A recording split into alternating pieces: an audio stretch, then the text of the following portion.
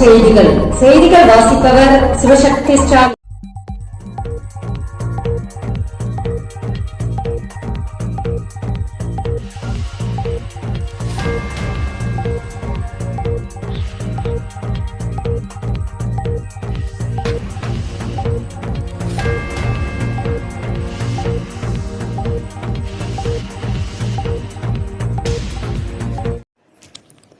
பள்ளிக்கல்வித்துறையின் பணி நேரத்தில் மாற்றம்.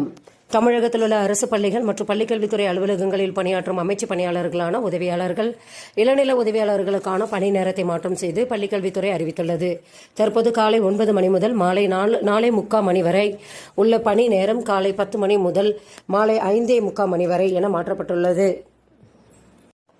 அரசு கல்லூரிகளில் குவியும் விண்ணப்பங்கள். அரசு கலை மற்றும் அறிவியல் கல்லூரி சேர்க்கைக்கான இணையவழி விண்ணப்ப பதிவு தொடங்கப்பட்ட 13 நாட்களில் 1,61,324 மாணவர்கள் பதிவு செய்துள்ளதாக உயர்கல்வித்துறை அமைச்சர் கோவி செழியன் தெரிவித்துள்ளார்.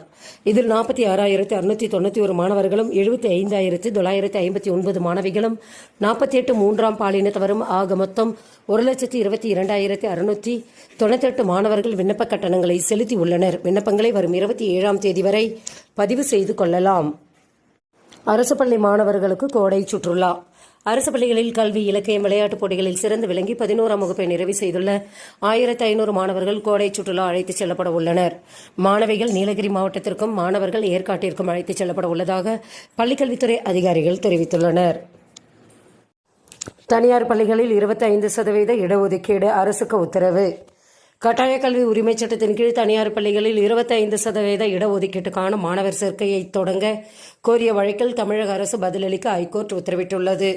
இடஒதுக்கீட்டின் கீழ் தற்போது வரை மாணவர் சேர்க்கை நடைபெறவில்லை என்றும் விரைவில் தொடங்க வேண்டும் எனவும் மனுதாரர் குறிப்பிட்டிருந்தார். இதனையடுத்து தமிழக அரசு ஒரு வாரத்திற்குள் பதில் மனு தாக்கல் செய்ய நீதிபதிகள் உத்தரவிட்டுள்ளனர். நூதன முறையில் அரசு பள்ளிக்கு ப்ரமோஷன். ஒன்றை எந்த அளவிற்கு விளம்பரம் செய்கிறோமோ அந்த அளவிற்கு அது மக்களின் கவனத்தை பெறும். அரசு பள்ளிகளில் மாணவர் சேர்க்கை குறைந்து வரும் சூழலில் காஞ்சிபுரம் ஒன்றிய திருப்பொருட்குழி தொடக்கப்பள்ளியினர் நூதன முறையில் ப்ரமோஷன் செய்துள்ளார். அட்மிஷன் ஃபார்மை QR கோடு ஆக ஊர் முழுக்க பேனர் வைத்துள்ளனர். அதில் இதை ஸ்கேன் பண்ணுங்க, நம்ம ஸ்கூல் ஜாயின் பண்ணுங்க எனவும் குறிப்பிட்டுள்ளனர். செய்திகள் நிறைவடைந்தன. வணக்கம்.